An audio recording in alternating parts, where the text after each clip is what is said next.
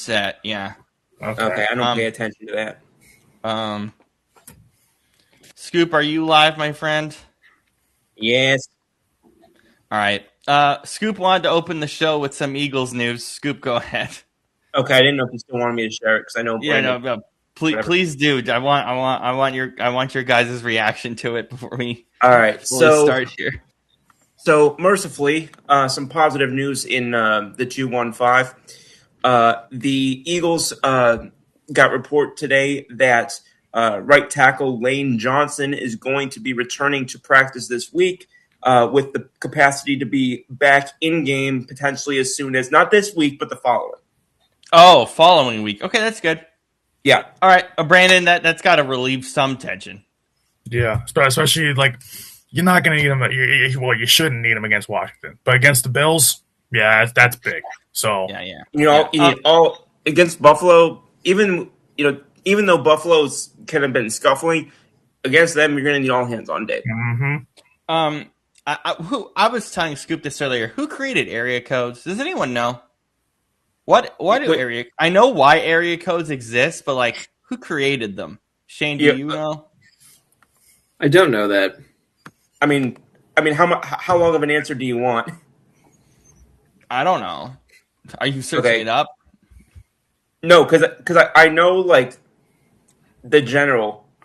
What's the general? I know kind of. What is the general reason? So here we go. It started back. It literally started back when like Bell and like those systems began, like back in the late 1800s. Yeah, AT&T actually.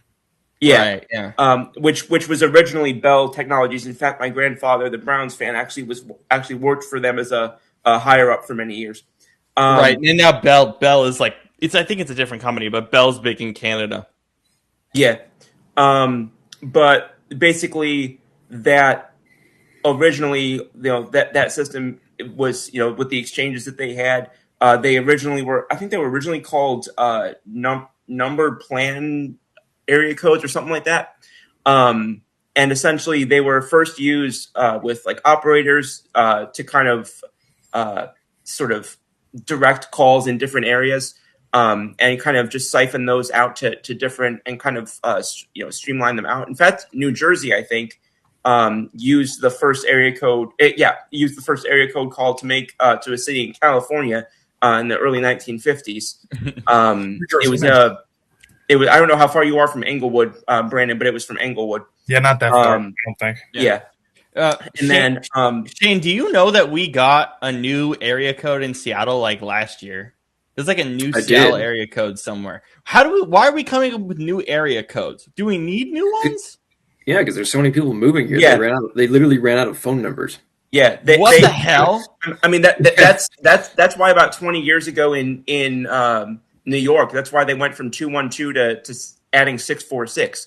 And then I told you the story, Rob, about how here our area code 716, we got 585 as like a offshoot right before I was born, and that's why all the numbers that we have up here are 585 now.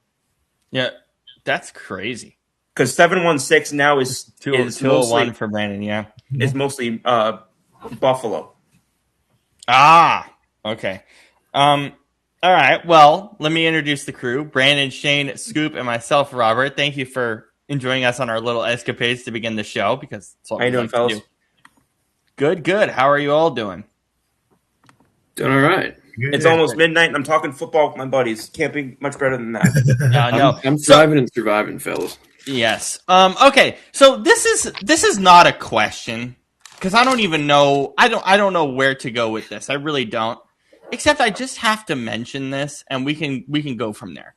The Miami Dolphins under Tua Tagovailoa, under Tua, and I guess under Mike McDaniel as well, because it kind of intertwines. Under 40-degree Fahrenheit weather. Oh, sorry. No, Scoop, go ahead. I mean, all I was fixing to say was that it could potentially also go back to his time with Brian Flores, not just Mike McDaniel. Yes. That's what I was thinking too. I think it's just under Tua as a whole. So under 40-degree Fahrenheit weather, the Dolphins under Tua are 0-8. I don't know where to go. I don't know where to go from there, but that is the only thing I could come up with to talk about this game because the Steelers ran amok in the second half and basically ended it. So there you go, 0-8. I'll say this. I'm absolutely shocked that a small quarterback that gets banged up all the time is playing less well in late December when he leaves South Florida. I can't. I'm shocked. Right. Well, and being sarcasm sign here. Well, and being a born and raised in Hawaii, that doesn't help either. I you know what? I honestly even forgot to mention that. Great point.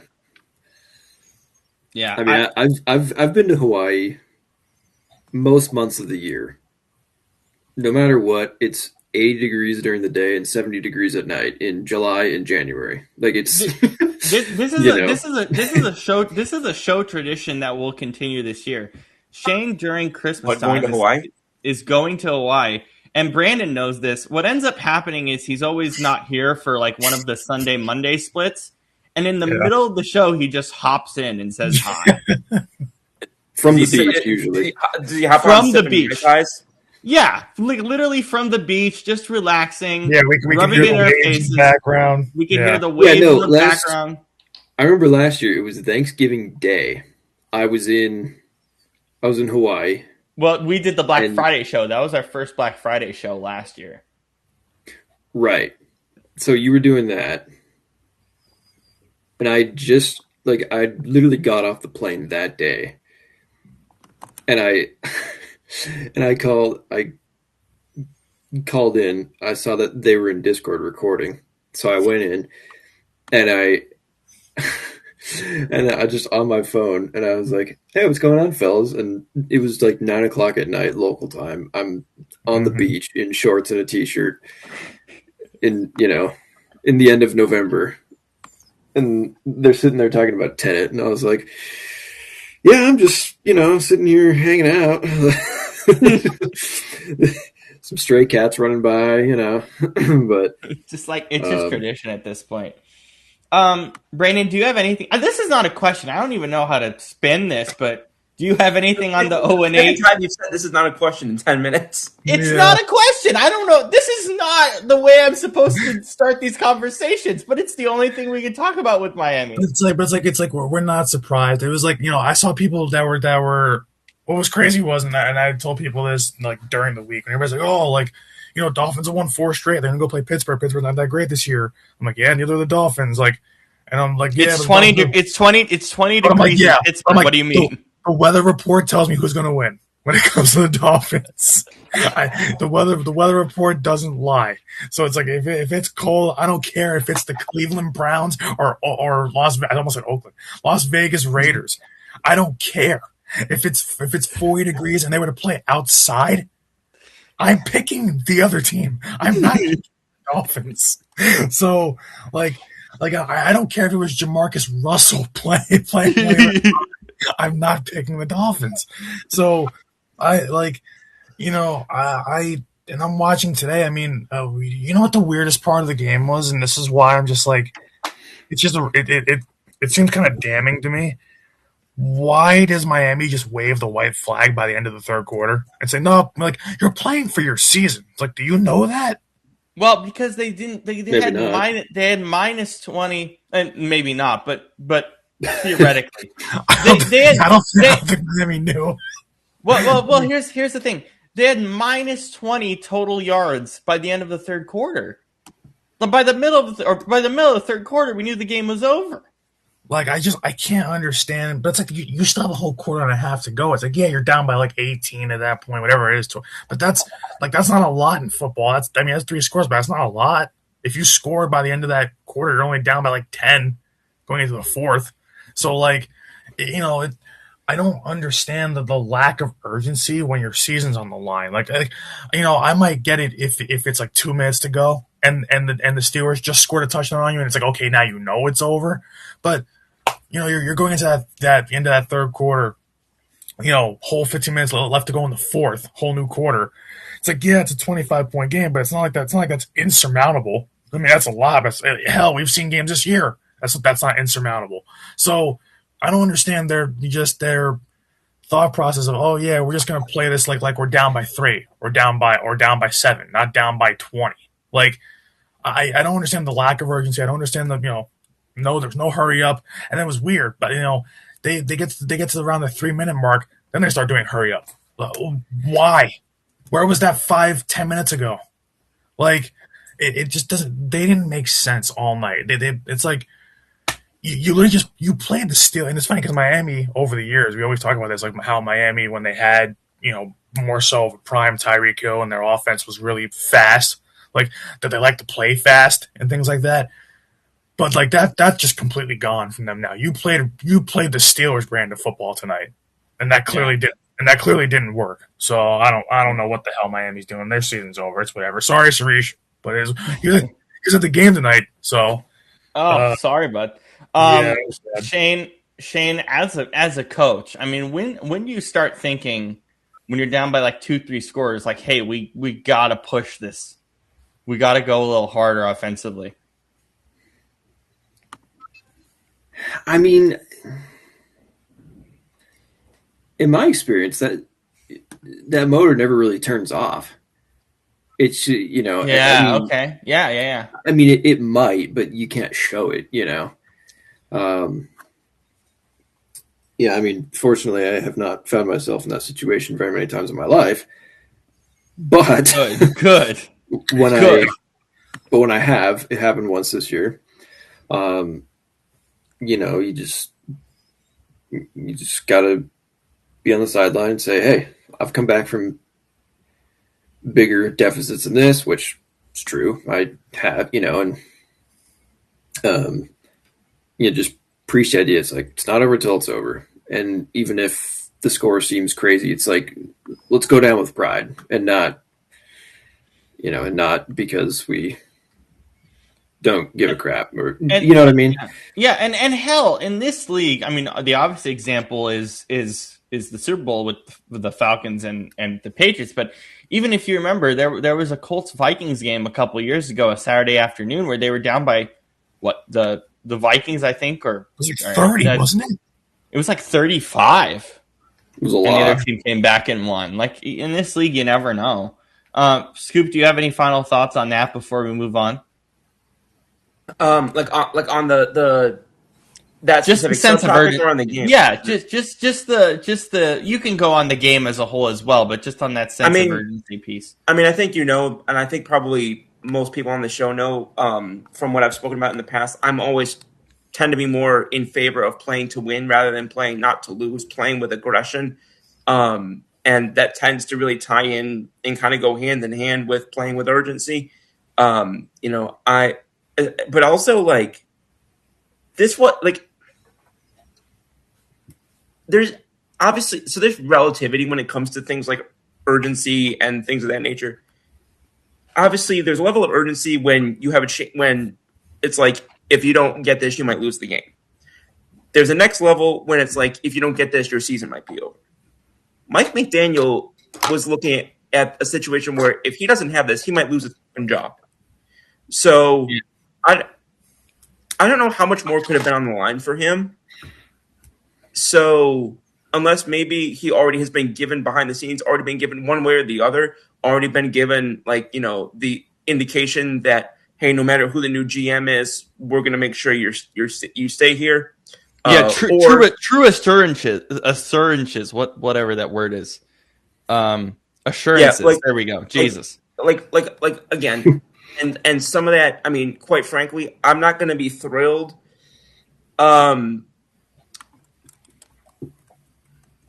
Okay, I'm trying to think of how to phrase this. So obviously, I've spoken highly at times about, at least in terms of a football IQ, about McDaniel. That being said, when they ousted Chris Greer, to me, obviously that indicated they're going to bring in a new head of football ops. Provided they bring one in from external, that seemed to indicate to me, seemingly, that he would get to be the one to decide whether or not McDaniel stays as head coach. Yes. Because the last few years, we've seen plenty of times heavy-handed owners and heavy-handed, meddling owners, basically, the ones who have basically said, we're going to already pair you with our new head or with our existing head coach, that turns off general managers most of the time. It turns off candidates too. Like that's the thing. That's what I meant. That's what I meant. It turns off general manager candidates because obviously they have a vacancy right now, and vice versa. If you are hiring for a new head coach, typically that can also be the case. I think it's less the case in that scenario, but But again, this is far from the first time I've been critical of the Dolphins' management structure or lack thereof. But hell, their owner barely stays in Miami. He's always in New York. But it's weird. Stephen Ross has a weird habit of being out of the way when he should be more involved, and being heavy-handed when he should get his himself out of the way. So I don't really follow what the vision is here. Quite frankly, I think Coach McDaniel can do better than this job.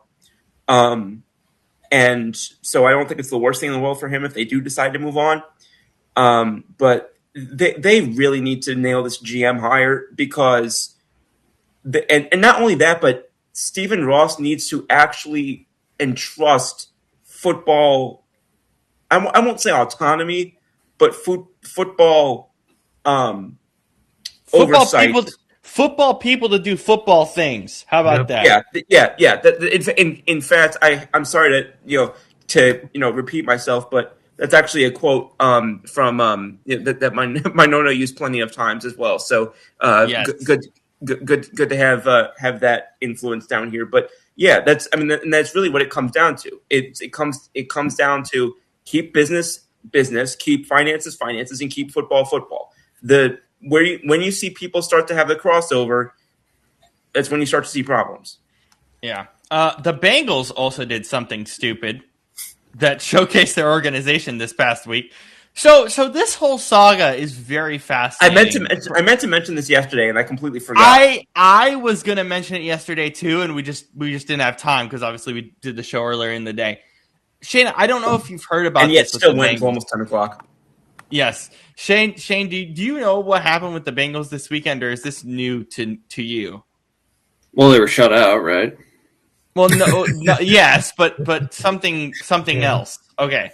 So the Bengals, so there's NFL rules and regulations. This sounds like a The Onion article, to be honest with you. It does. It does. Yeah. It absolutely does. But Pro Football Talk and a bunch of others reported, but mostly PFT reported it. And I always scroll through like my Google search. I forgot PFT was still a thing. I used to be all over that damn site when I was like 12, 13, 14. I still love it. What happens is, just out of curiosity, whether it's post-credit scenes or whatever, on the left side of my screen on my phone, they have like the Google News kind of thing that's tailored to you. So there's sports stuff, entertainment, gaming, whatever. So I scroll through it like once or twice a day just to see what's on there.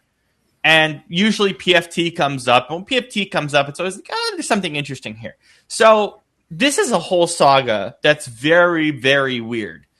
So, and Mike Florio, I think, was the one who wrote the article. So if I say anything, a lot of it is based on what he wrote. So all credit to him and his team there. So the Bengals obviously had a snow game.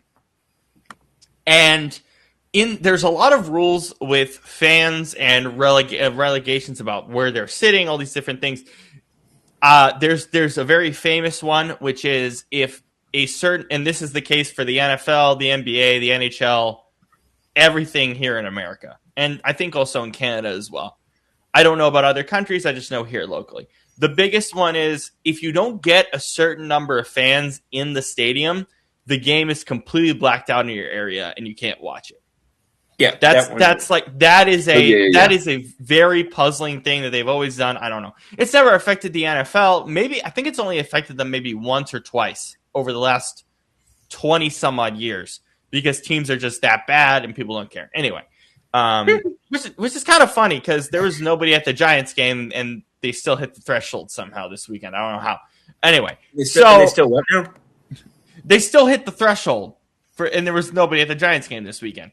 Anyway, it's funny to hear you say nobody was at the Giants game because if I look at my social media, if I look at my Snapchat, my Instagram, my Facebook, or my X, it just felt like half my social circles were at the Yeah, Giant.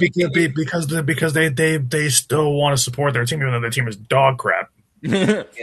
Okay. I guess the fact that we went to college in New Jersey probably also slanted for us. Yeah. So to continue. So that's the famous one. The other one is, which, by the way, teams like Buffalo have asked their fans to help with this. I was just going to say that too. Which is, hey, can you come early, help clean the arena, help clean the seats as best as you can? It's not always perfect in Buffalo, especially, but help us out. And there's still a lot of snow in the seats, but they do their job and try to get the seats as clean as possible. They also give the fans in Buffalo an incentive to do it too. Like it was something. They got paid. They got a bunch of good food. They do the best they can, right? It's not perfect because there's always snow accumulated, whatever. But Cincy didn't do that, and so Cincy decided, hey, we're not going to do it, and we're going to make getting to your seat the most painful fucking thing in the world, with snow on the stairs, snow in your seats. It was awful. And so the NFL could find the team a late round draft pick. I think you can get a late round draft pick. You can get the team fine, stuff at the stadium, because you want to keep the fans as safe as possible. Now, here's the kicker. After Mike Flory reported that, and we all went, oh my God, how stupid is this? Like, help your fans out kind of thing. The NFL themselves released a statement and said they followed all the rules and regulations pretty much to a T. There wasn't that much accumulation. It was fine. Even though, if you look up this story, there is a mountain of snow on the seats. So the NFL said it was fine, even though it clearly wasn't. So there's your kicker. I don't understand covering for a crap franchise. I don't understand why you would cover it up. That makes no sense. Two words, Joe Burrow. Yeah. You know how much money that guy makes the NFL? Yeah. No, that's true too. A lot. Yeah, when he actually plays. Yeah. But it's just like, I mean, I can't imagine though. Like, that's the thing though. Is like, this isn't 1950, and they release a newspaper statement saying, "Oh, there wasn't a lot of snow." No, we can see there was a lot of snow. It's 2025. We have cameras and video like that exists these days. And TV and social media, and something going on in Kansas. We can learn about it in New York in a matter of 5-10 seconds. Yeah. Right. That's so stupid. What else do we expect from what we would call our slang term for them, a poverty franchise? Well, what do we expect any different from the Cincinnati Bengals at this point? Like, everything that they do is just the definition of how garbage and how idiotic are you. Like, it makes no sense. Especially to your fans who are going to your stadium, paying hundreds, if not thousands of dollars to go to your game. Hell, Scoop went to a game in the freezing, flipping cold, and it was hard for him to even get to his seat. Don't even get me started because, excuse me, if I talk about my thoughts about Huntington Bank Stadium on here, I will not be allowed back at Huntington Bank Stadium. Well, no, but you did it 2 weeks ago in the most PG way that you could. And it explains how bad poverty franchises are with even helping their fans get to the damn seats. It's ridiculous. If they paid half of what they paid Deshaun Watson to modernize that parking lot, modernize the accessibility getting from the parking lot to the seats, and modernize the accessibility within the seating the seating part of that, we had really freaking good seats. The fact that the accessibility down there even sucked. If they spent half of what they paid to Deshaun Watson on that type of stuff, guess what? That stadium would have a hell of a lot more, near or at capacity, and they'd probably be able to fund a half decent quarterback. Yeah, it's true. Shane, what is your reaction to hearing that the Bengals just didn't help their fans get to their seats? And just got a slap on the wrist for it, yeah. Or not even a slap on the wrist, nothing. The NFL released a statement saying they didn't violate any rules. Actually, no, true. Instead, they got a hug. Yeah, it's A hug, and Joe Burrow got a nice smoochy. yeah. Apparently, no, it's so And dumb. it's just and you know what? It's amazing, and it's actually it's so perfect that you brought up my trip to Cleveland, because Cleveland, their owner Mike Brown, who was he related to? Paul Brown, the guy who started freaking Cleveland Brown. Oh my And, god! and That's Paul very Brown probably ironic. and Paul Brown is probably rolling in his freaking grave at what his grandson's doing. Yeah. All right, Shane. Continue on from there. Oh my gosh, Scoop. We have the same bottle. Same bottle of water. Bro, I swear by essential water, this shit's great. I'm Same. literally drinking. God. The ionized alkaline. Yeah, Love it. my mom and I both love this. So, excuse me, at Seton Hall, I would literally go across. Like there were vending machines. There would be vending machines close to where I was, and I would go across to Jubilee Hall because that was the only vending machine Oh, that had these. Jesus. I, saw- Yeah. on God, I would go across to Jubilee Hall, which Brandon knows was literally the other side of campus from anything in the business school. Yep. Or sorry, for anything in the arts and sciences, rather. Yeah, arts and science, But hits different. Oh, yeah, well, We need- you had it easy. We need to do a show on each of our campuses, just in the You- middle of our campus. Scoop had it easy. He was in the Stillman School of Business, so it was like that right there. Like, Well, Jesus. well, except for the fact that my Stillman classes were I had 3 minors, none of which were, or only one of which was in Stillman. So Insane. that was only half my classes. Yeah. And most of them I finished during freaking COVID. By the time I got back here, I was mostly doing by the time I got back there, rather, I was mostly doing arts and sciences classes anyway. Oh God. Yeah, Shane. Anything on the Bengals being stupid? Anything else since you first heard that? No, I mean, it's not surprising. This is the Bengals we're talking about. Like, Yeah. you know, Yep. that's just how they operate. Bengals. Yep. Everything about the Bengals can be summed up in one word: Poverty. Cheap. Well, Cheap yeah. and poverty. Yeah. Okay. It's funny, I know a guy who's a Bengals and Dodgers fan. And I said, Nice. How is that possible? and I said that's the most. Actually, you know what? As weird as that sounds, I get it. I'll put it that way. I get it. You're a well-rounded sports fan. But no, I was like, that's the most ironic pair. You have literally. I'm gonna assume that. Because the Bengals were decent in the '80s with Boomer Esiason and Chris Collinsworth and Ickey Woods and. Well, it's because he's from New Mexico. I forgot Ickey Woods was a Bengal. I only remember him as a 41er. Really? Oh, New Mexico. Okay. Well, and also from the Cold Cuts commercial. Yes, cold cuts. Well, that's me, baby. Yeah. Yep. Oh, so wait. So the New Mexico thing, does that explain the Cincinnati part? Where's the Dodgers part? No, it's neither. It's just like people from an area where there's no sports teams just pick whoever, And honestly, LA and Cincinnati are probably equidistant from freaking New Mexico. Oh yeah, because what's funny is like, a lot of people from New Jersey are mostly Knicks fans, but what's like when I tell people like, oh, you're not a Knicks fan, I'm like, no. They're like, oh, so what are you? Celtics? I'm like, do you remember the team that played in New Jersey for 40 years? They were called the Nets. Yeah. Yeah. Exactly. I genuinely almost became a Kings fan only because they were in Rochester like 50, 60 years ago. Oh my God. But then I realized, you know what? Do I want to wait until 10 or 11 o'clock at night every night to watch a team that is generational levels of ass? No, I don't think so. I will say this about Sacramento. Everyone gives Sacramento crap. Some of the best people ever. I went to the summer league at the Kings Golden. Oh, the actual location of Sacramento. Yeah, I love. Oh, okay, Sacramento. okay. I went to Golden 1 and I literally made friends at the game. Like, that's so cool. It was amazing. I've only been to one city in California, and it was San Diego.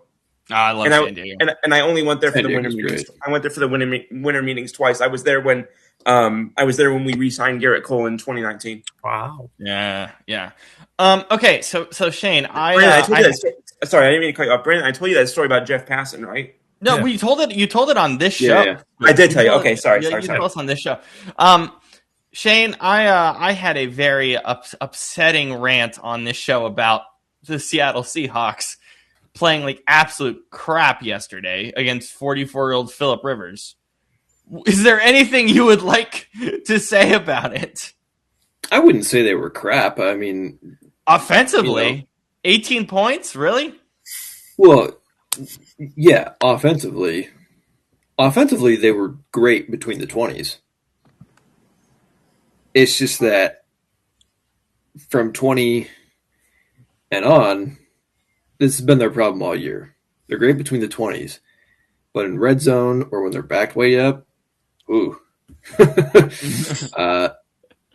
not good. It's not good at all.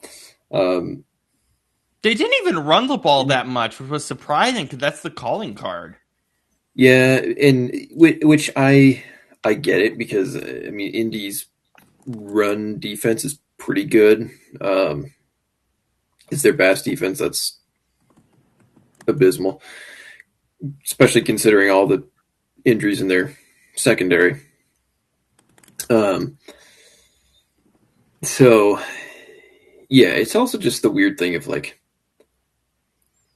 Seattle, for whatever reason, in the Mike McDonald area is twice as good on the road as they are at home. Yeah. Which makes no sense because it's geographically the most isolated place, NFL city that is. It's you'd think them going on the road. I mean, they got to go a long ways whenever they're on the road, unless it's like a California team or whatever. But and then you would think with how loud the stadium is and how far of I mean, it's a 6-hour journey for an East Coast team. They're not used to that. You'd think they'd be all screwed up and but no, it's like whatever. It's they're very, better playing at a 10 a.m. Pacific clock game on the East Coast than they are at home. It's wild. Yeah, I don't know what it is, but anyway. Yeah. So for that reason, as a fan, I'm almost hoping they get the 5th seed, as opposed to getting like the 1 or 2. No, yeah, Just to play on the road.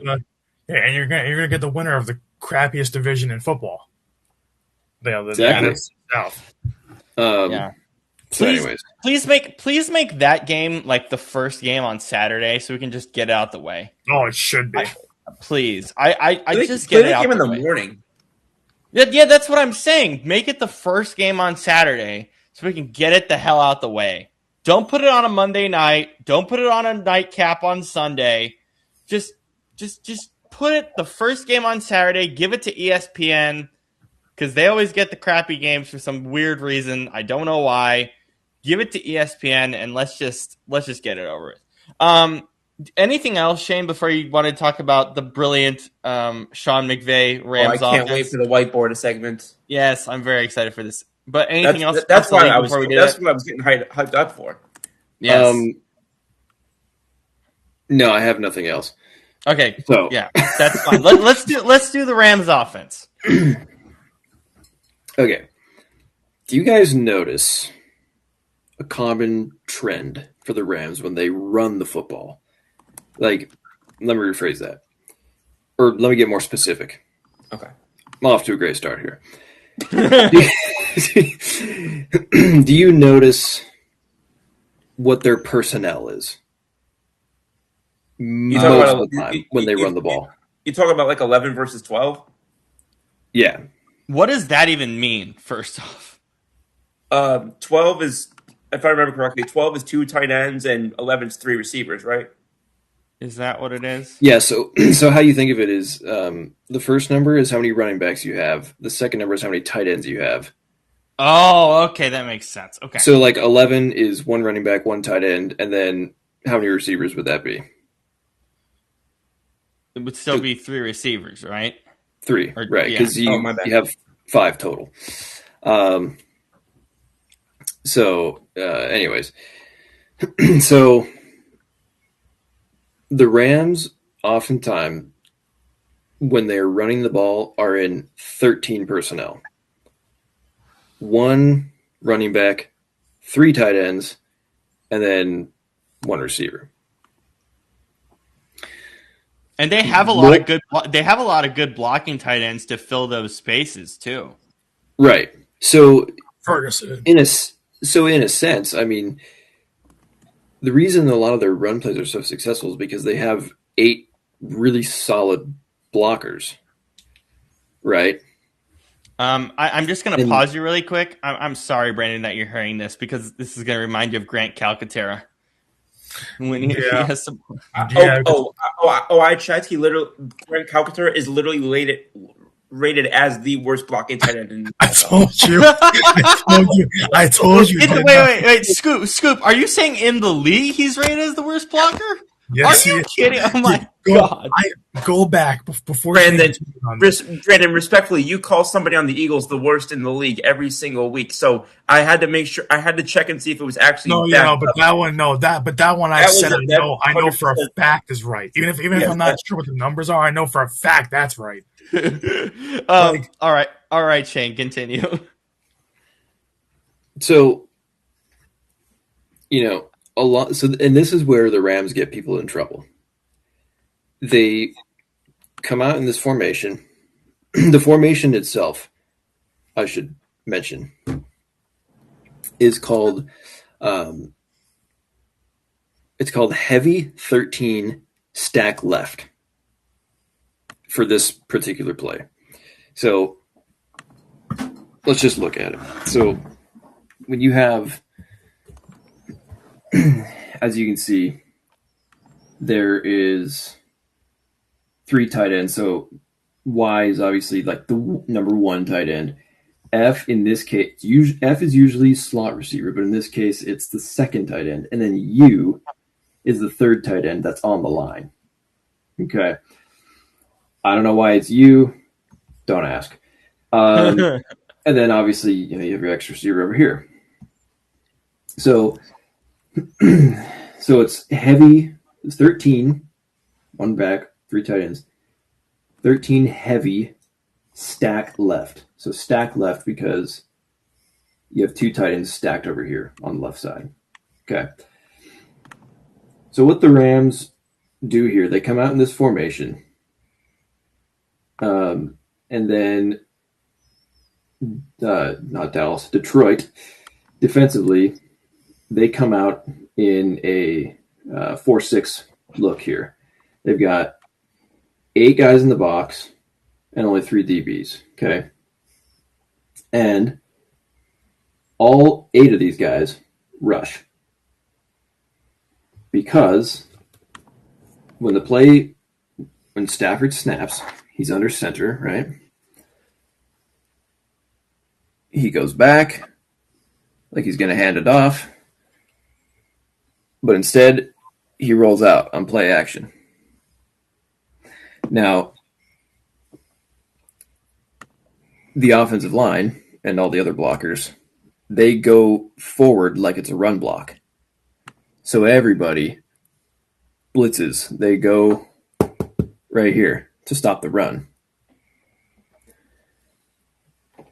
However, what the Rams do here, they run, it's called a flood concept. Have you guys seen this in Madden? Mm-hmm. Yeah, I'm familiar with the flood concept. Do you know what it means?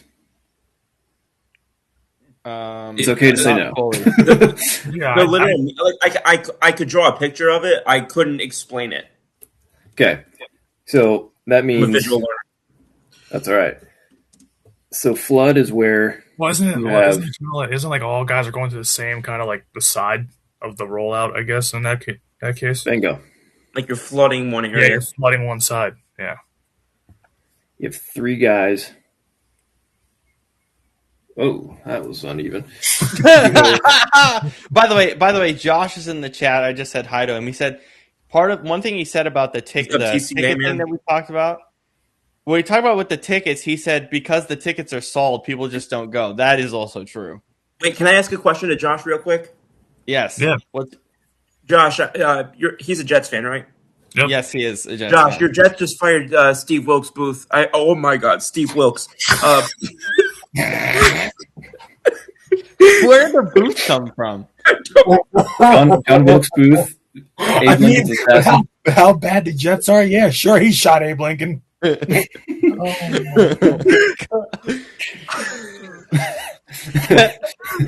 getting clipped out for the end of the. I was gonna say I need to clip this. I can't remember my damn question now. No, you were asking about Steve Wilkes and what you think about him being fired. Oh, I was asking, does he think Chris Harris has a shot at the permanent job? I'd probably say yes. Oh my God, what a moment! Jesus Christ. Steve Wilkes Booth. Might as well be. Anyways, so Flood. Josh is dying in the chat right now. He's dying. What did you say? Chris Harris being the full time? Let us know, Josh, if you like was that. named the interim. Oh my God, Josh is dead about that. That's great.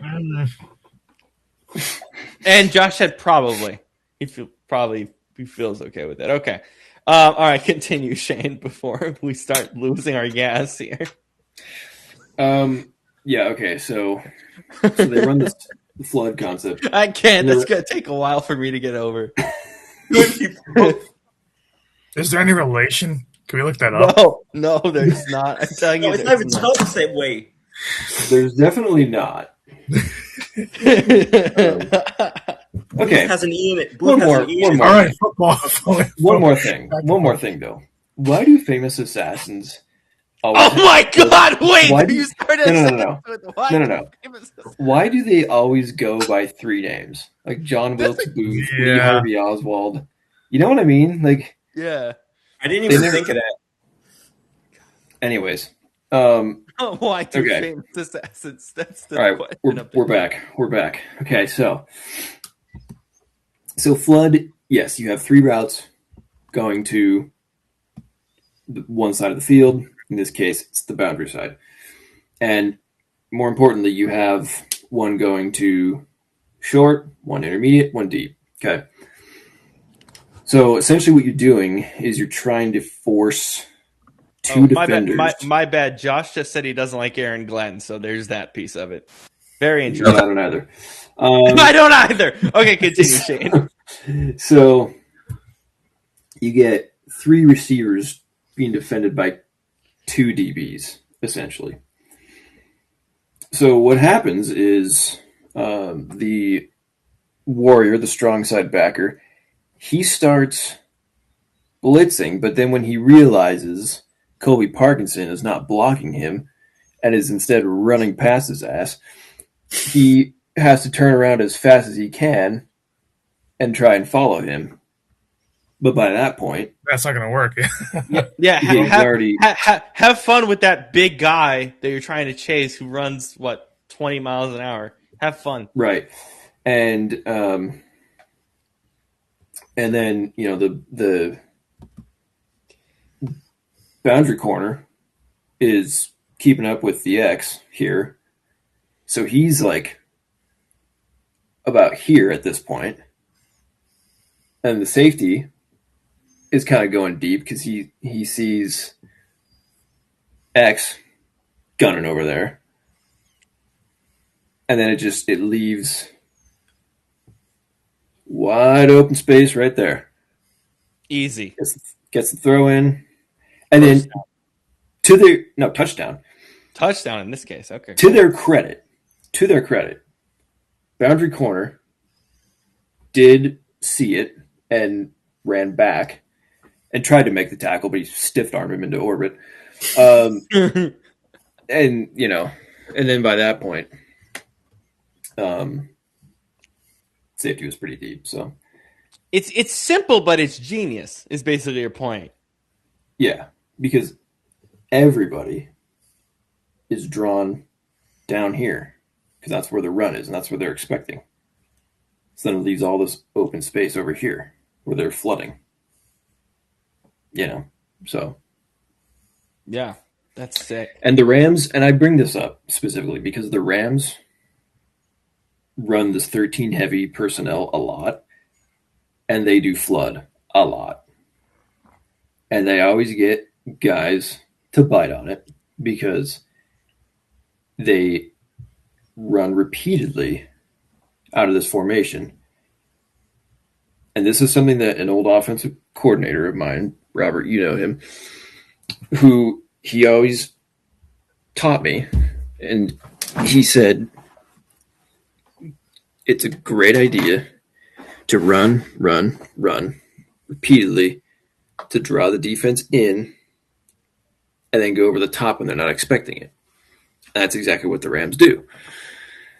So, yeah, and they can they can capitalize on it when they're running that 13 personnel all the time. So,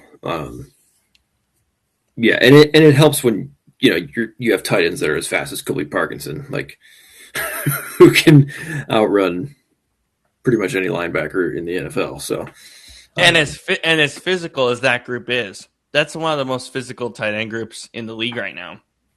yeah, No. yep. All right. So there you go. Well, we're about done, but Scoop suggested something really fun that he's going to start doing on this show and his show. What's the Scoop? And it only makes sense that he's wearing a Jolly Crew shirt. Excuse me for this, because so Scoop was like, "Hey, for post credit scenes, can I, every week or so do like some holiday cheer? We're all have seasonal depression. The only thing keeping us grounded is the show and football being crazy and stupid. So Scoop, bring us some holiday cheer. What do you have for us today? Scoop, are you muted again? Hold on. 1 second, he says. That is the gift. His silence. The damn hard that Steve Wilkes. Okay, well, what holiday cheer do you have for us, my friend? So I mentioned that I wanted to share this just because I thought it was a feel good story that I wanted to mention. So I know it's not one of the more well followed or highly followed college football teams or universities. However, there's a coach for Tulane football who is leaving to take another job. I believe it's in either Florida or Miami. John Sumrall. And as he was leaving in a sort of good faith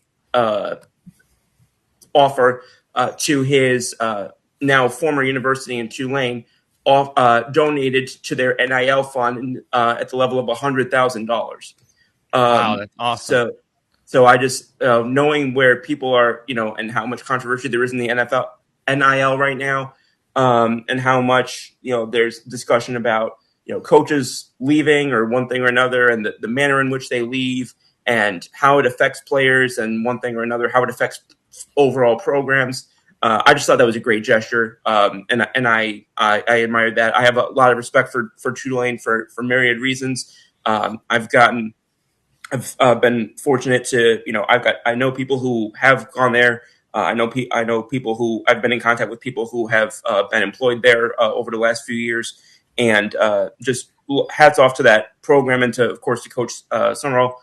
And I hope that things go well for him as he relocates to Florida, because seems like a great man who made a great gesture to his now former employer, and just wanted to tip my hat off there. That's such a great way to start the segment. I can't wait for more of that over the next few weeks. That's a great way to start it. Mm-hmm. That's wonderful. For those wondering, yes, we were supposed to do Das Boot today, but for some stupid ass reason in America, primarily, you can only watch the director's cut. And heaven knows we're not going to watch a 3-hour and 35-minute movie for this show. So we're going to do The Pianist on Thursday instead. Shane, do you want to do like a quick preview of The Pianist before we talk about it on Thursday? It's basically about a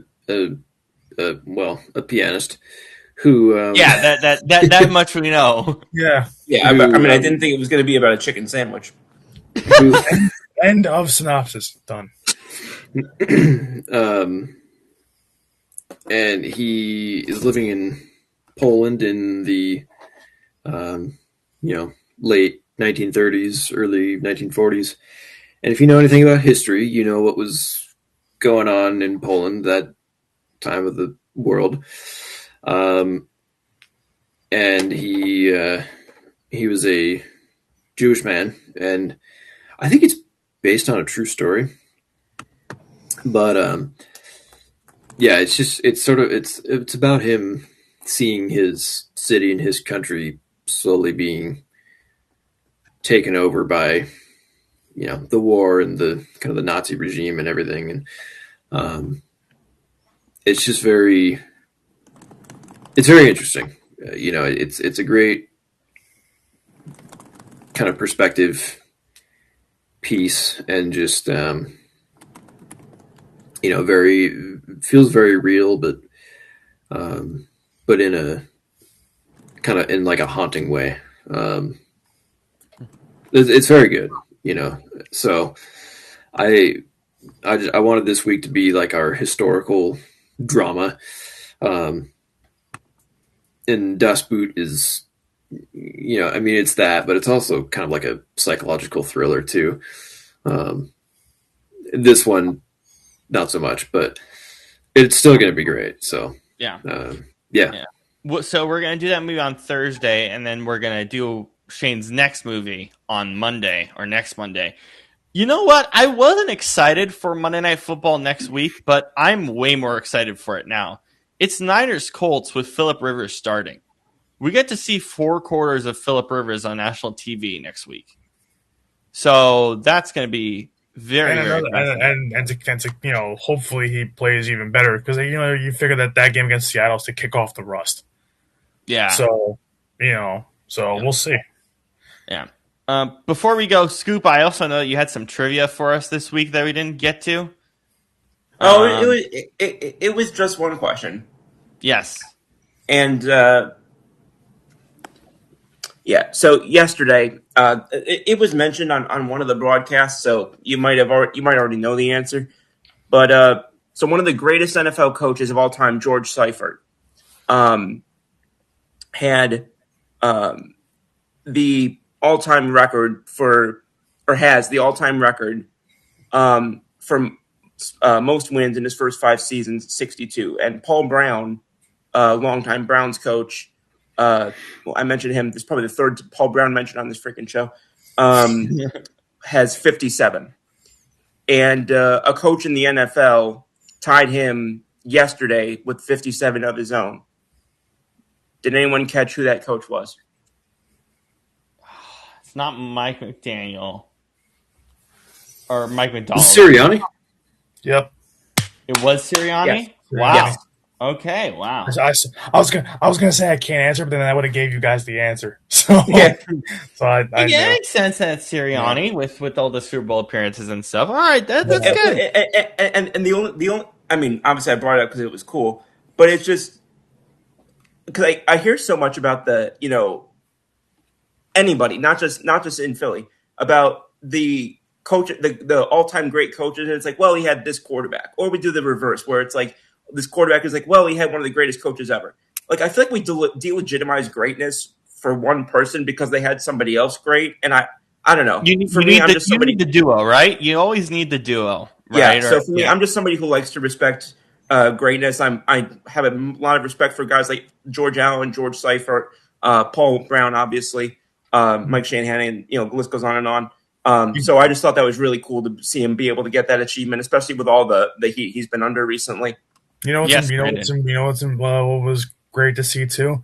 So there's 3 quarterbacks in the NFL who are tied for the league lead in 25+ yard touchdown passes. I saw who this is. It's Jalen Hurts, because everyone hates on. Everyone says he can't throw. Stupid idiot. Yeah. Yeah, So it's Hurts, and the other two guys are still in the MVP race, Allen and May. So Makes yeah, sense. there you go. So there we go. I snuck in the only Philly mention I'll push for tonight, but I just it was I thought it was genuinely interesting information. Oh, do we also said that we were going to talk? Well, we were going to touch on it, I guess, real quick. But I don't know if you guys still want to about JJ McCarthy taking down the Cowboys. Yes. I mean, I know that you guys are happy about it because you're Well, one game away from winning the yeah. division. I mean, But I'm happy. I mean, I'm also happy shocked. about it because I was pushing the JJ McCarthy to Minnesota narratives during the draft, so I'm happy about it for that reason too. So yeah. I mean, look, JJ had a good game, but my whole thing with that game, I was like, during the game, I was like, this is why we did the show early because these defenses Yeah. just stink. Shane, do you have anything on that game? Like, these defenses just suck. Yeah. I mean, I don't think Minnesota's defense sucks necessarily, but They had a they're game earlier this season where they looked at the Purple People leaders were back. That is yeah. true. For the first month I and just- a half, they were a top 5 defense, and it just fell Yeah, apart. and I just think Dallas offensively is just great, Yeah. but defensively, Ugh. yikes. So Can't believe a Matt Eberflus defense that has been decimated with personnel the last couple of years is that fringy. I will say there are some lineage of Cowboys fans, and Shane has talked about how fun the Cowboys offense is in his whiteboard segments. There are Cowboys fans calling for Brian Schottenheimer to be fired. I don't know how you. God, stop! I don't know how you can say that with what he's done with that group here. I was super critical of the wake up of the Brian Schottenheimer hiring back in February or whenever. We all were. yeah. Or whenever it was. That may be the most wrong I've ever been on a coaching hire. I think 1,000%. I have no clue how or where Jerry pulled that out of his God knows what, but I got nothing but respect because that is a genuinely impressive job he's done on their offense this year. I'm really quick. I'm very confidently going to say that he's going to be the Cowboys coach in 15 years' time.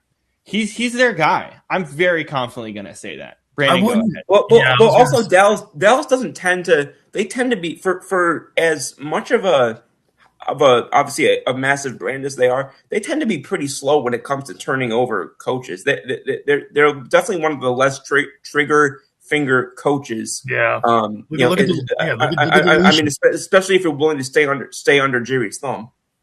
Yeah. Look at the leashes that they gave Garrett and McCarthy. So, because Jason Garrett, they gave him as long a leash as possible. Oh, because he played for this team and he's close with Jerry, and who cares?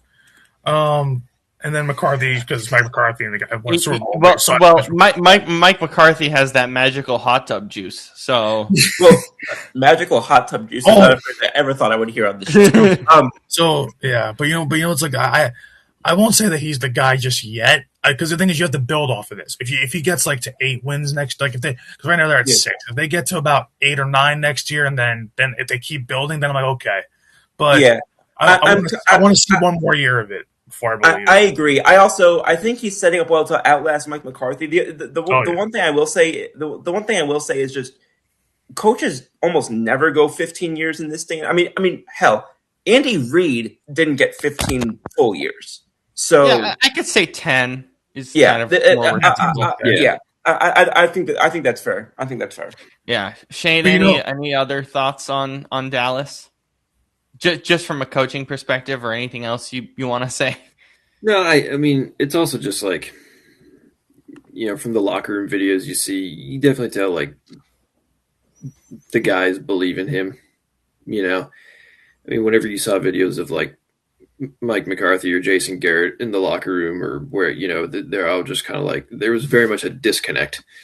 But Shotty definitely he feels like he's one of them, and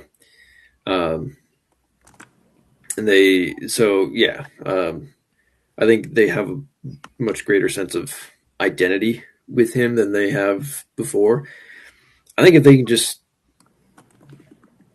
defensively, if they can hit on a couple personnel decisions um, and get the coordinator right, most importantly, um, they will. I think they'll be solid for the foreseeable future. I mean, maybe not like a Super Bowl contender, but they'll be in the mix. They'll be competitive. So Yeah. yeah, Yes. Yeah. Yes, Brandon, go ahead. Because I was thinking about this because I know I saw it before, like yesterday. But did you see how, speaking of Mike McCarthy, this is how out of touch he is with football. Did you see how he mispronounced Caleb Williams' name? Yep. I What do you call him? You call him like Khalib or something? Khalib Williams. And then Who?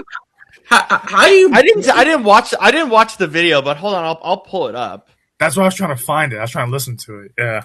How do you make it sound like Saudi Arabian when That's just how out of touch Mike McCarthy was with football, even before he even got to Dallas. Like, Jesus. I didn't listen to it yet. Is it as bad as people say it is? I mean, he Is it bad? literally calls him Khalib Williams. I'm like, All right, how do you look at Caleb and get Khalib? It's also what's also I'll say this. It's not just like the name is like it's not just because of the fact that the name is said on almost every NFL network almost every single day. It's not a unique name. Not at all. no, Caleb is not an uncommon men's name.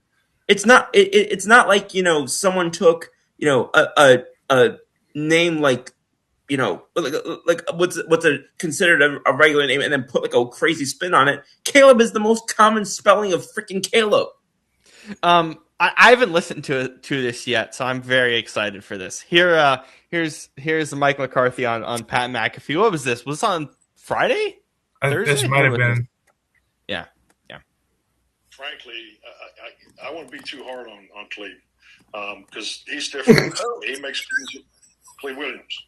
It's Caleb. I mean, Jesus Christ, you're nowhere near. Okay, you've never made a mistake. I knew you were talking about. We knew what you were talking about. I got to rewind this. Hold on. Wait, who is the one saying it's Caleb? Yada yada. Pat McAfee. That was Pat. I was gonna say it's not like Pat McAfee. That's Pat. Yeah, he was on Pat's show. I got to rewind this. I was like, who? Who? Yeah, I got to rewind this. This might be one of the greatest clips of the entire NFL season. Frankly, I wouldn't be too hard on Cleve because he's different. He makes Cleve Williams. It's Caleb. I mean, Jesus Christ, you're nowhere. You're nowhere near. Okay, you've never made a mistake. Can you please private message me that link because that is freaking hilarious. Oh, I absolutely will right now. He said Khalib. Khalib. This ain't like DJ Khaled. What is happening? Oh my god. Akeem Khalib. Akeem Khalib. I saw the comments. The comments are great. Oh my god.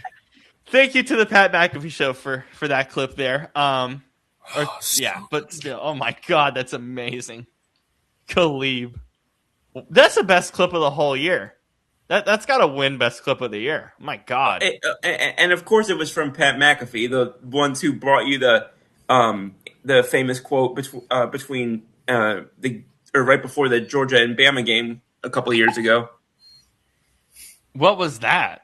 The one I remember most is the Oregon Duck saying playing two sides of the ball is not Heisman worthy or whatever he said. No, Georgia. Right before the game, they were doing like the picks, and then he called the dogs, and then he said, "Give me Alabama to break all your hearts."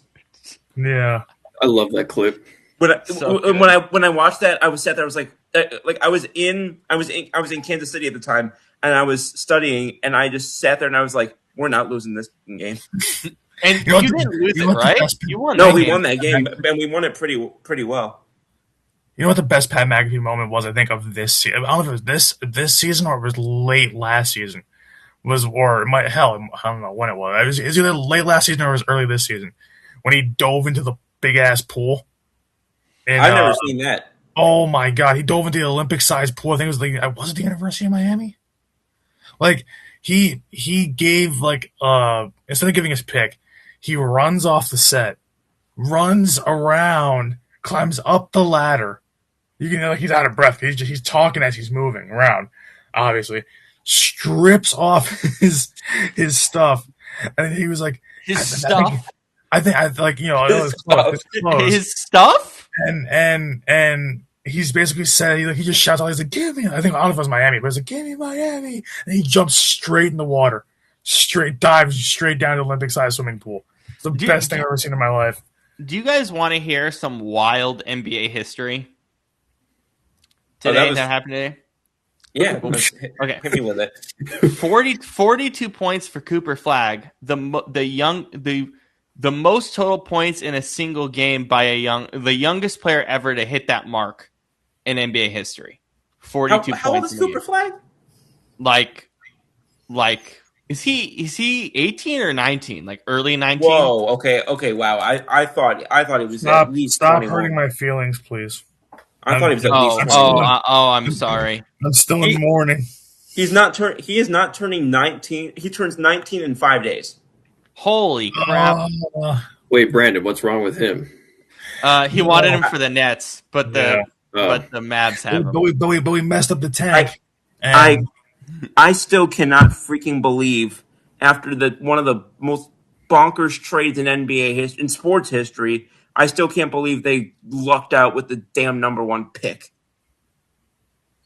That just confirms that it's rigged. There's no way it should have happened. I'll say it again. I wasn't even a Pelicans fan then. If it was rigged, you think they would have put Zion, the shoe guy, on the damn Pelicans? Well, you're saying you weren't a Pelicans fan when Zion was there. I hear what you're saying. No. That was 2019. I didn't become a Pels fan until 2023. Makes sense. Yeah. So I'm happy because I have him on my fantasy team, and he's been rough this year, but I've just kept rolling with him, so I'm happy about it. NBA Cup final tomorrow. Does anyone give a crap?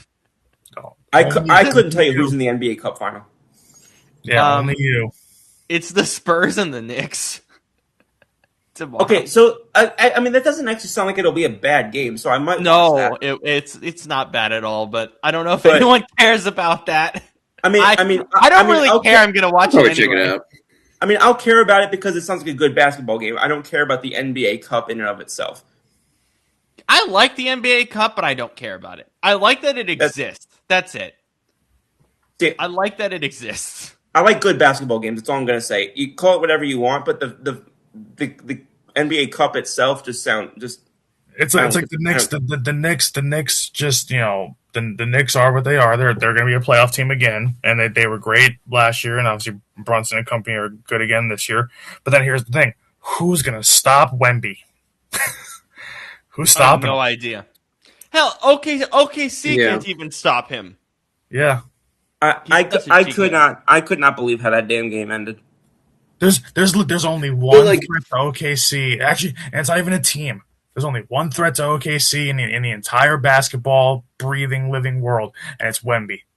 I know this is a ridiculous question to ask right now, but is there a world where Victor Wembanyama retires as the GOAT? I'm gonna give you like an 85% chance that's a real thing. I just think he's such a specimen. And the career trajectory. Yes, Shane. Pause though, because every time someone says this in basketball, the guy ends up tanking. I mean, yes. I will I'm say just saying. this. Okay. This is what people said about Zion. This is what people said about Ben Simmons. Right. Or okay. Look what happened there. I will pause you there because I will say it seems like Victor has done things in the NBA, not just before the NBA, but actually in the NBA that Zion and Ben Simmons weren't doing. I would agree. He's league's better than them, but I'm just all I'm trying to say is it's not like for Zion and all these other guys, it was really just hype. There wasn't like much concrete evidence. But then you also got to think about him. Go ahead, Brandon. Like think about like the last one that actually played in the NBA that they dubbed like the next great one. That was Derrick Rose. Derrick Rose, after he hit his peak so early, much like Wemby's doing now, got hurt. That was the end of him. So Wemby I is. really wish I started following NBA during Derrick Rose. Oh my Oh, God! it was special. I- And I wasn't even that big of an NBA fan at the time. Derrick Rose would have been on the Mount Rushmore of basketball probably had he stayed healthy. I became a Heat fan like right as he had his fall off. Oh, Derrick Rose You have a was weird NBA fandom, Scoop. I yeah. respect it. Well, so here's what's crazy. I lost interest in basketball because of a draft pick that the Heat made that I didn't like. Like that's why I lost interest. It's going to sound even more ridiculous when I say who it was. Was it Bam? Yep. Oh My God. That's funny. It's safe to say I'll never become an NBA scout. Okay. One of the first NBA games I ever watched was the Heat Was it Heat Spurs Spurs? Yeah. final game 7. Where was I? I was in Paris. Was that the Ray Allen game? Yeah. No, Ray Allen was game 6. Game 6. Yeah, that's right. What am I saying? No, Game it was 7 was still LeBron's. great. It was LeBron's first ring, if I'm not mistaken. Yes. Yep. That was No, Yeah. I think the first one was the Thunder, wasn't it? Wasn't the second one the Spurs? No. Oh, yeah. No, the second one was 2012. He beat the Thunder. Yeah, you're right. You're right. All right. Continue, Shane. Oh yeah. No, yeah. So the second one, because like, since our basketball team was taken from us, I'm still mad about that, and I love watching the Thunder, and I'm still mad about it. Aren't they thinking of bringing him back? Not until like 2029 at the earliest, or 2028 they've been saying at the that earliest. for years. I've talked about this. So I think Scoop, I think you're muted, but the reason that they don't want to Just didn't want to cuss out loud when I banged my humorous. oh my God. No, but the reason why they don't want to do it is the owners. The owners don't want to give up revenue share. But not only would it be Seattle, it would be Vegas too, and Vegas needs a basketball team. Anyway, continue, Shane. Well, yeah. So like, baseball was my first love. You know, I started watching when I was like 5 or 6, Mm-hmm. and then at that age, didn't really care about basketball. Then the Sonics left when we were, what were we, 8? 8, Robert? yeah, About 8, 9 years old, yeah. That's why I don't remember it. I don't remember it that well because I was so young. Yeah, It so didn't- then I was, Just crazy. so then I really was like, oh, okay, well, whatever. But I knew who Kevin Durant was, Oh yeah. and I knew like, you know, other guys that were like, you know, like Sean Kemp and Gary Payton. whoever, Gary Payton, yeah, whoever, you know, Lenny Wilkins. Deadlift Tramp, by the way. Rest in peace. Legend. Yeah, but in any case, Hell, even Ray Allen was there. Actually, yeah, Ray Allen was there too. It was. He was, Yeah, he was. Ray Allen was my first favorite player. I love Ray. yeah, Only because, but mostly because I used to kill my buddy in 2K with his 3-point shot. Everyone did that. That's how I became a Heat fan. That's a good way to become a fan. All right. yeah. Go ahead. Well, but so I just never really got into NBA until I was like probably in middle school,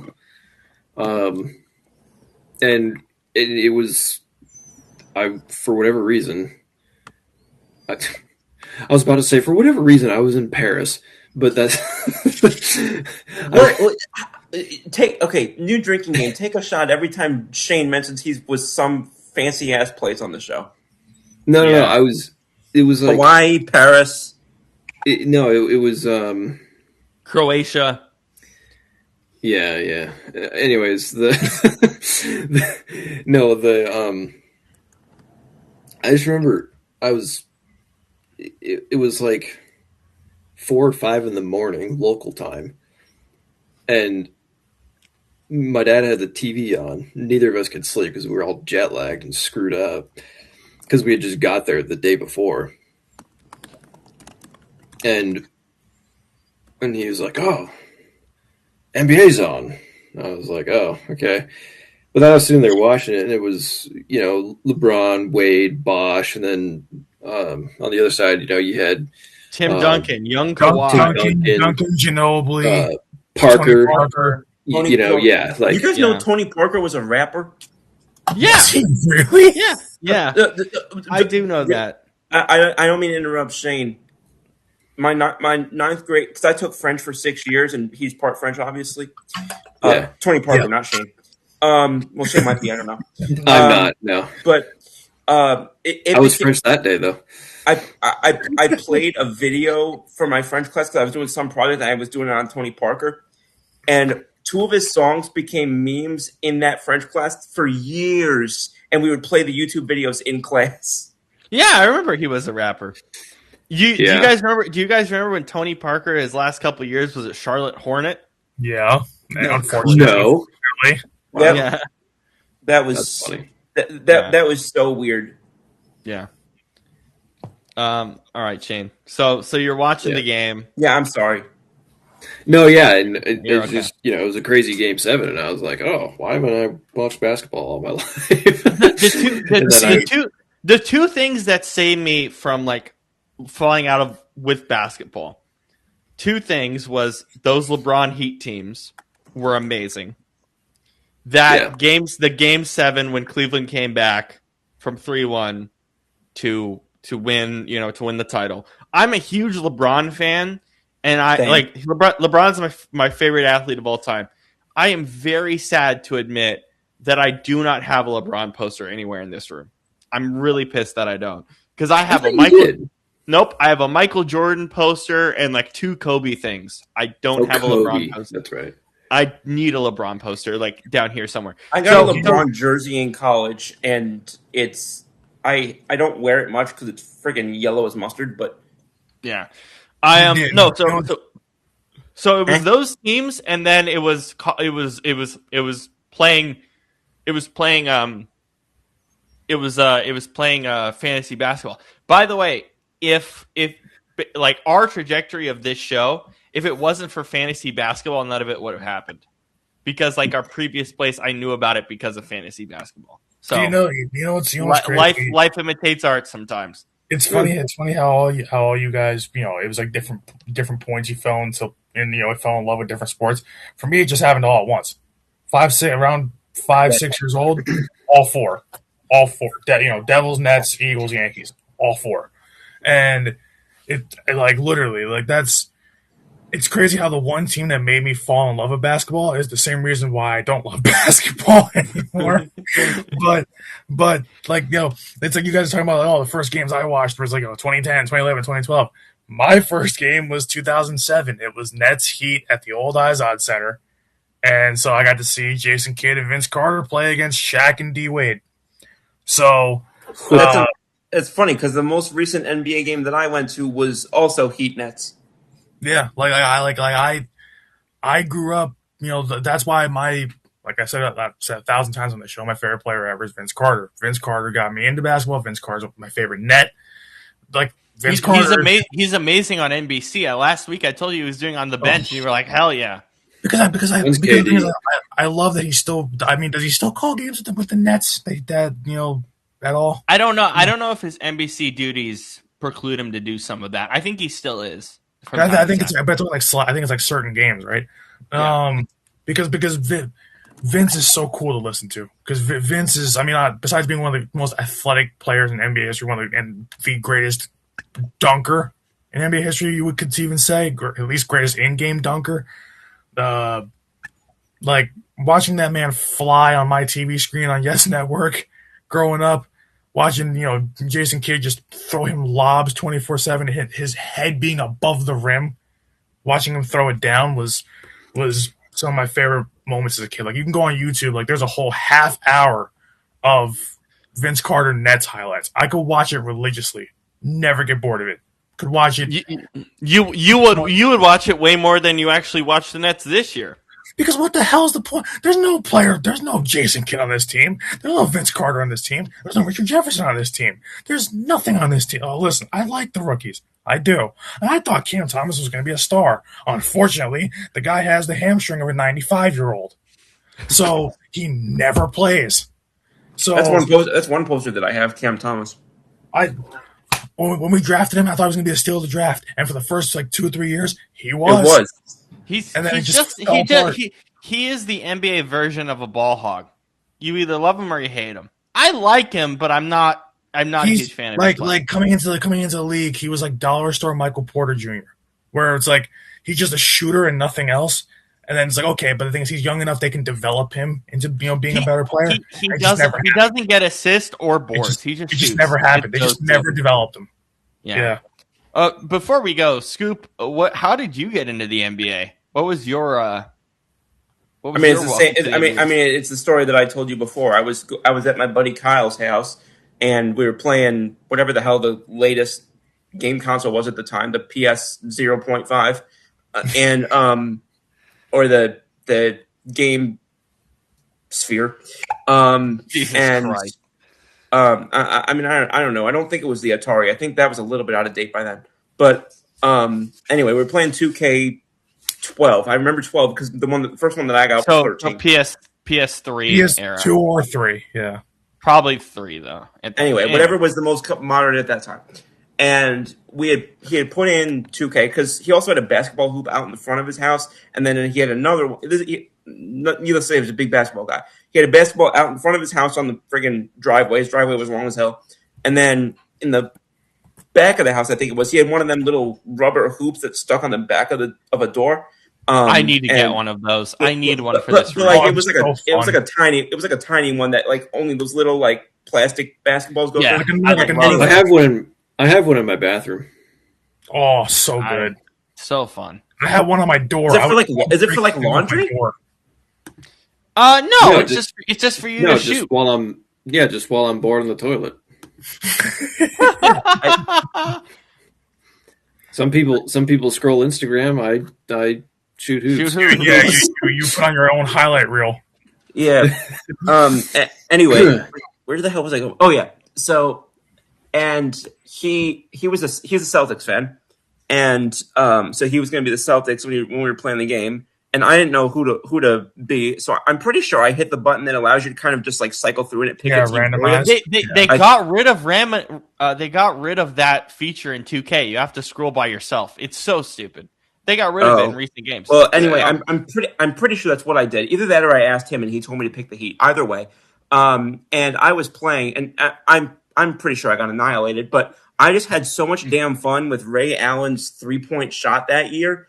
And I just that was the only thing that was working for me. Every time I would try and go up the paint, I would just get I would somehow foul a guy. Because I was also that guy in my careers where I would try and either steal the ball or defend, and I would just get a reach and foul, and I would foul out within 3.5 minutes with no points. Oh my God, the reach and foul cheese back in those days were a trip. It's still a thing, but not. I don't reach it at all. I just play straight up defense. I don't bother reaching. That's what I thought I was doing. But either way, I mean, I was just getting straight F teammate grades with no points every freaking time. But anyway, but it was literally that game playing with him that made me, a Ray Allen fan and thus a Miami Heat fan. It just happened to be that it was at the same time that the Heat were the damn villains of the league. And then, of course, as I mentioned earlier, in 2016, we draft Bam Adebayo, or they draft Bam Adebayo. I can't say we, but they draft Bam Adebayo, and I'm so pissed. I'm crashing out to everybody. I'm texting people. I'm posting on social media. I'm crashing the hell out. I don't watch another NBA game for 2 years. I go to Seton Hall. I briefly become it was weird. I was rooting for the Lakers, but also the Sixers. It was a weird time. Oh my God! It was like a struggle. Damn it! Again, teams in the league. Again, it was a weird ass time. Well, wait, are you? First of all, before you even finish the story, are you staying with the Pelicans? Are you gonna? Yes. Are you gonna? Okay, good.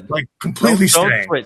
Bro, we're the worst team. We're the worst team in the league this year, and I haven't even thought about switching. What does that tell you? Good. And Derek Queen's amazing. Buy a Derek Queen jersey. And I'm also going to mention this. If I were going to change again, when I stopped following the Pelicans, when I stopped following the Nets, I literally started following a worse team. But anyway, I struggle. And again, it goes back to what I've talked about with the NBA in the past. The reason why I struggled so much one, obviously there's no team in Rochester. Two, I kept moving. And three, the players are just so disconnected from, like, there's no player team. Like, there's no Aaron Yes. Judge that's the face of the team for 10 years. There's no, it's very, almost like the Giannis's are almost never. And even now he's probably going to get moved. Yeah. So yeah, like, that's 100% true. You follow that was players. So that was the hardest thing I had with the NBA.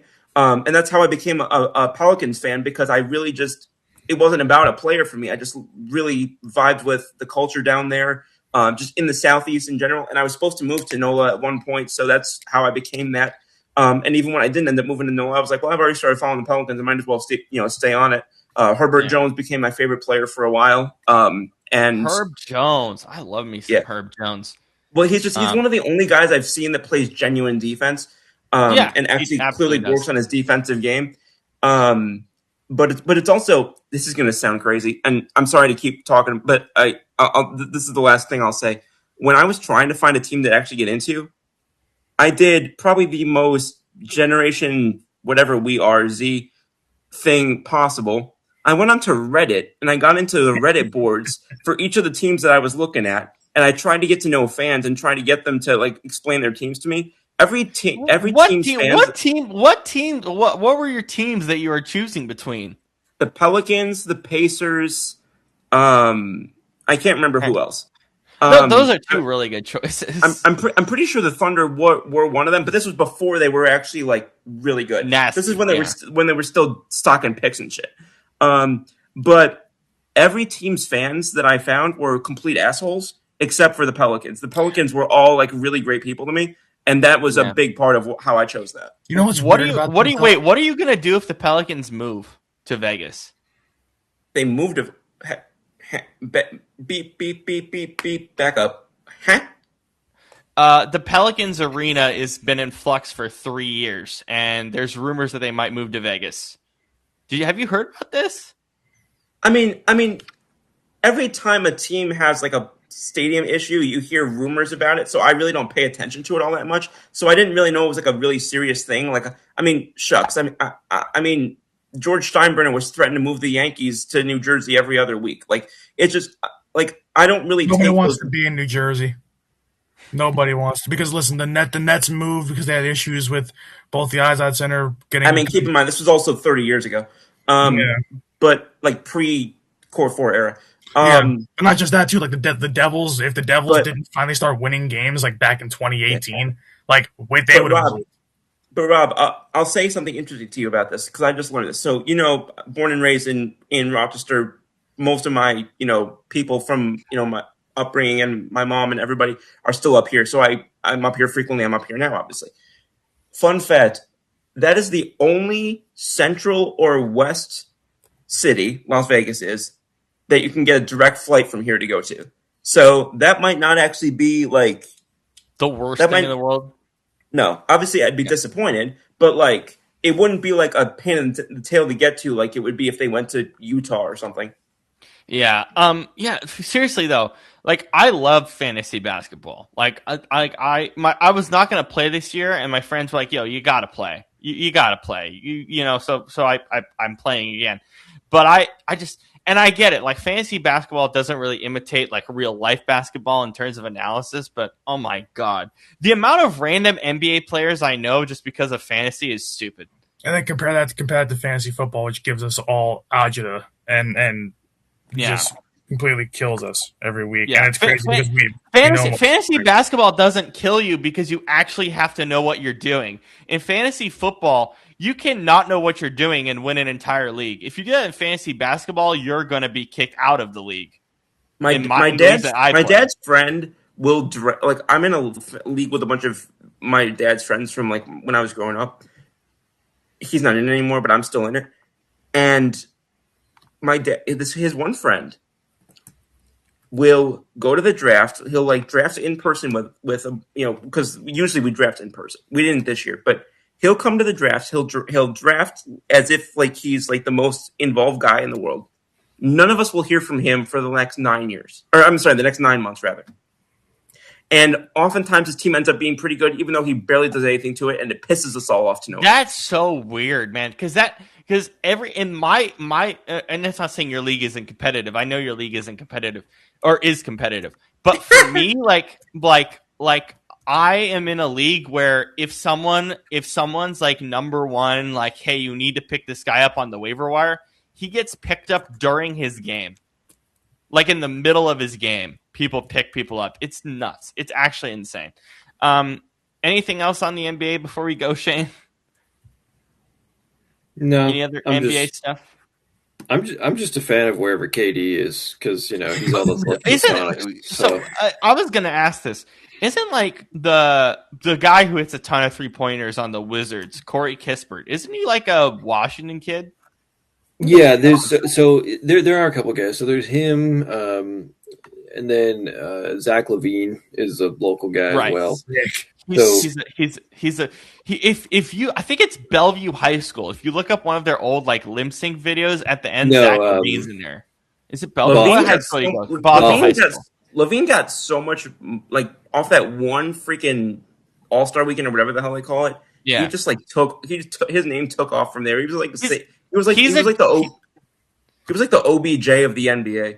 Well, the thing with Zach He's still a Levine, good player. He just doesn't get enough. No, he's a They're good both player. good. They're both good players, but they're expected to. They're believed. They're talked about like they were the guy that they had that when they had that one moment, and they're not. Well, the thing with Levine right now is that he's on the dumbest franchise in the NBA, and it's not your Pelicans, Scoop. It's actually the Sacramento Kings because they're starting Russell Westbrook and making him play 40 minutes a game. So, to be fair, we picked up DeAndre Jordan a few months ago, so I wouldn't put us that far behind them. No. So it's Kispert, it's Levine. Is there like a few others? Is that like the main? Well, there were a lot more. Jamal Crawford, obviously, crossover here. Right. Isaiah Thomas, yeah. But I would ask about your guys' states, but I assume there's a lot more players. Yeah, there's a lot. There's a lot. So there's yeah. So yeah. The player that I would mention, there's the two players that I would mention. There's a player on the Nuggets, Jade. Here, let me double check the roster very, very quickly. There's a player on the Nuggets who played for the rival of the team that I managed here. Jalen Pickett. Yes. So he was on our biggest rival, or one of our biggest rivals anyway. And of course, I've talked about on here the guy whose team I managed. He was on there the first year that I was there. Is now on the Pistons. That's Isaiah Stewart, Beef Stew, who UW kid, who's basically UW kid, who's basically bringing back the bad boys Pistons and either getting arrested or suspended every other week. Yeah, there's the most famous basketball player from our state. I don't know, maybe you might have heard of him, Shaquille O'Neal. Yeah, I didn't realize it was from New Jersey. He's born and raised in Newark. Yep. Oh, okay. Yeah. Also, J.R. Smith is from here. Cat, obviously, that's why I wanted Cat to be a net. Cat's from here. Rick Barry's from here. Bunch of guys. So yeah. All right. Kyrie. I forgot about Kyrie. Kyrie Irving. Yeah. He's from South Orange, isn't he? Yeah. Yep. Yeah. He's actually South Orange. All right. Well, that was good. Did some fun NBA stuff. Some Christmas cheer from Scoop. That's a good way to do post credits, I think.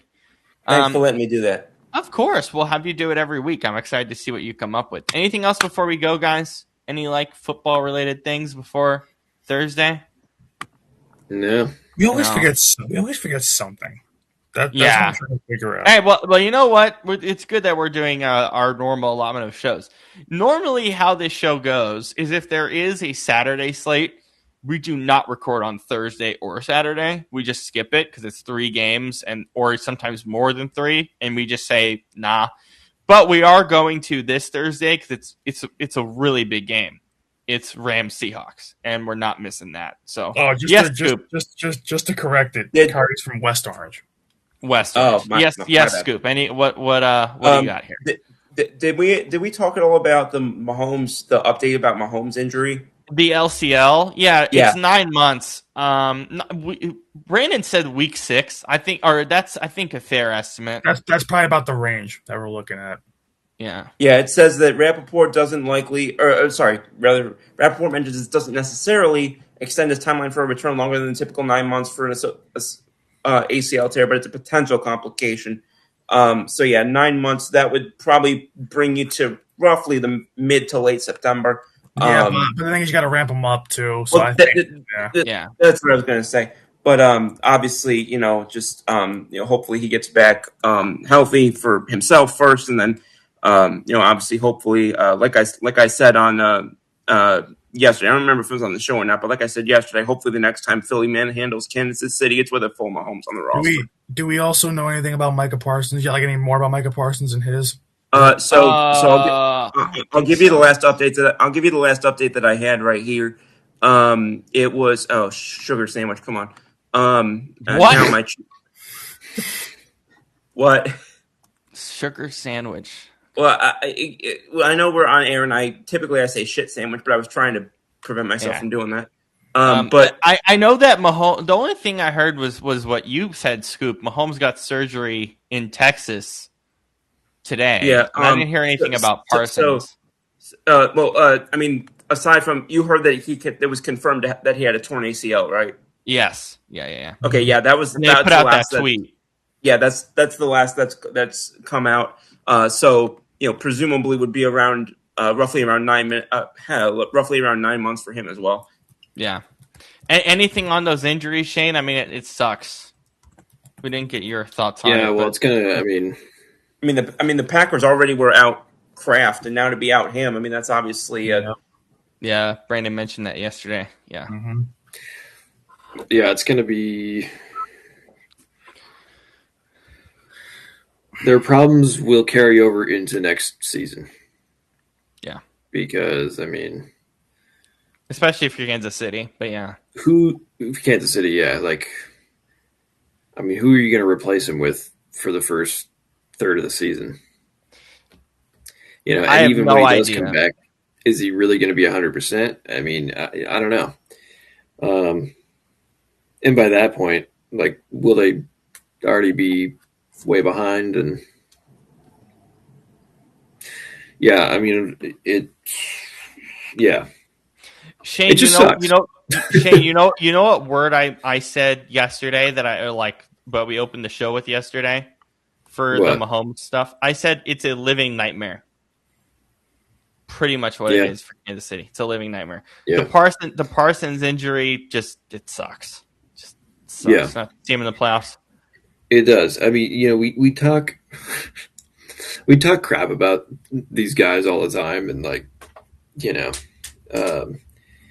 at the end of the day, it's like, this just sucks. When this happens, it's like, no matter what you feel about a player, it's like, you never want to see that. And it's, ultimately the league and the sport is better with guys like them in it. Mm-hmm. And, so, just hoping that they can be back at full strength, sooner than later, and get back to doing what they do. But yeah, definitely. But yeah, definitely. All right, and with that, we will wrap up. For Brandon, Shane, Scoop, and myself, and yes, we normally don't do a show on Thursday after a Saturday slate or with a Saturday slate. I'll say it again. We normally don't.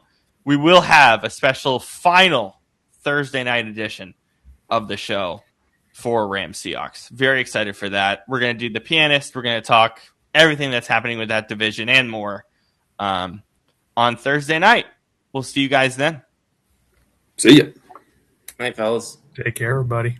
Good night, everybody.